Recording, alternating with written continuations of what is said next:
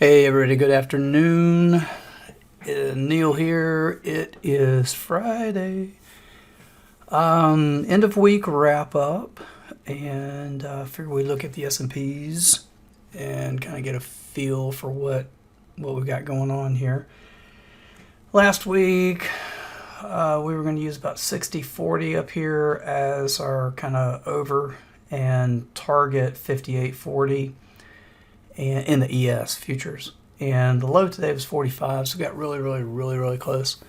Now, going forward, I want you to remember 59.50 in the ES is the yearly open, and that's not and it was also the newsprint this morning when the non-farm payroll reported at 7:30 a.m. Chicago Central Chicago time. ES was about 59.50 trade at that time.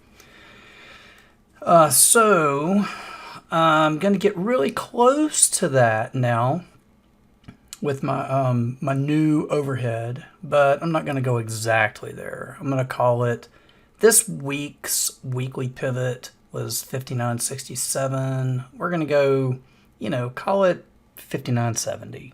Like last week, where we're going to use 60.40 to keep it pressure, on the down, target 58.40. This time, we're going to use basically 59.70. Look, here's what would happen. This thing would reverse and come back and take out this most recent trailing, most recent high. What it is doing right now is one time framing down with a series of lower highs on the daily chart. It is doing that. So next, I want to remember, a couple of things. One, anything's possible. Could very well bounce from right here and head straight back up for all I know. And if that happened, we would probably say to ourselves, oh, well, it was a pit bull, Thursday, Friday this week, leading into an OPEX third Friday, next week, But, and that could happen. But, here's what I was more kind of really thinking. And that is use that overhead to keep pressure on this thing. It comes in, finds this 58.40 level. Now, here's the next. What's next? If you see two consecutive closes below that 58.40, then that keeps pressure toward the next one of those very same type of levels, which is an end of quarter settle. That 58.40 was the outgoing December ES futures that rolled off on the last triple witching. So think of it like this. This is basically making a rollover gap. Basically, is kind of what it is.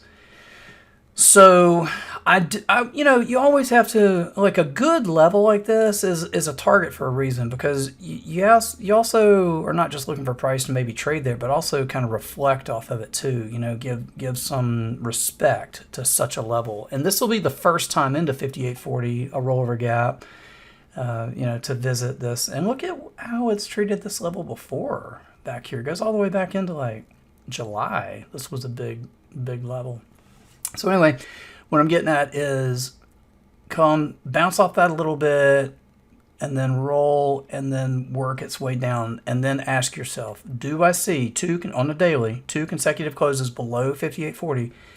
And if so, why then the 200 is down here at about, we'll just loosey-goosey kind of call it, 57.50, and then 5,700. That's the target.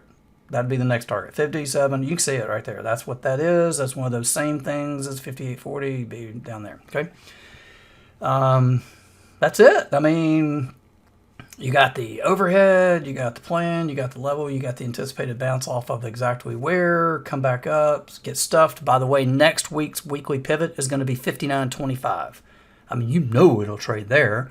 When was the last time you did not see, a weekly pivot trade? Matter of fact, I can go ahead and I already did the math on it. I know it's going to be 59.25 ES weekly pivot next week.